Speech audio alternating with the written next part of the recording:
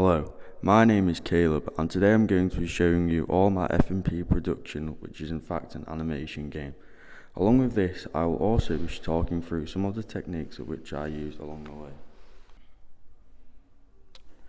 I find that my games aim towards a younger aimed audience. I feel like this is more down to it being an animation game, as you normally find the people who seem to always take an interest in and to spend a lot of time playing games like this are younger than what some people would expect.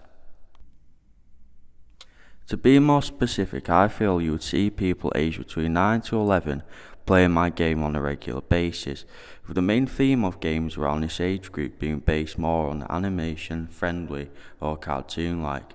I see this as my primary audience. My secondary audience is of an older and more mature audience who spend the majority of their time working, so don't have a lot of spare time to play video games that have a long storyline, and so would spend their free time looking at playing fun to play and easy access games like mine. These sort of people I believe are to be aged between 21 to 24. To make my game easily accessible and for it to appear appealing to my secondary audience, I would look at placing it on places such as the App Store, where you'd find it to be compatible on smartphone and tablets. My game specifies to no gender of whom is likely to play it. I see it more as a game that everybody can look at playing no matter what their preference is. When it comes to looking at my research, I found myself to find out quite a lot about the video game industry. In fact, quite a lot more than what I knew before.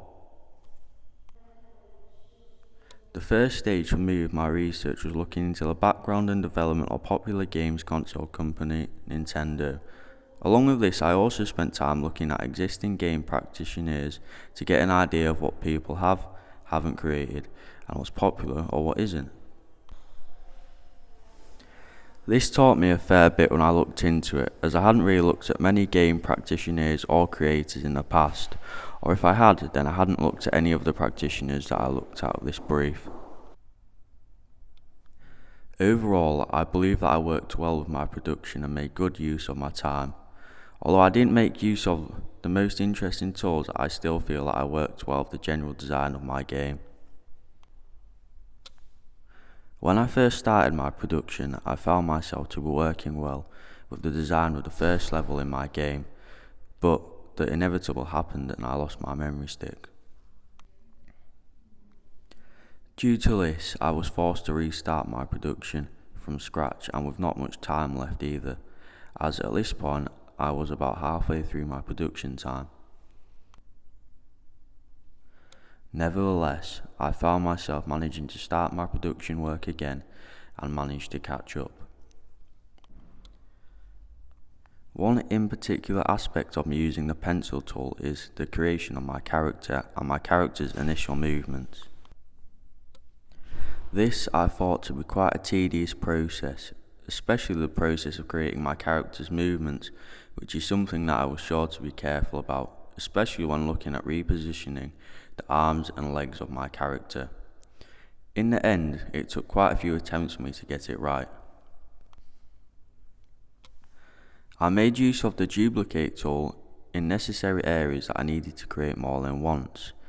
These were areas such as the underground area that my lift passes through when travelling between levels. I thought that it would be easier to use the duplicate tool in areas such as these, as with them being quite large areas. I thought it'd be much easier and quicker to look at copying such a large area over than looking at creating it all over again. I believe that I worked well with my game production when taking into account the fact of me having to start over again at the halfway point.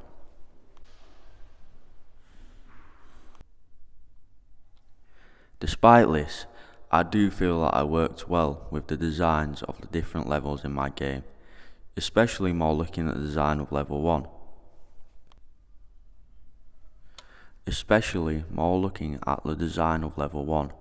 Which I designed with the intention for it to look like one of those classic animation games that you would find in an arcade stall. Finally, I would just like to say that if I hadn't have lost my production at the halfway point of my schedule, then I feel my ending piece would have had a different ending result than of what it has now.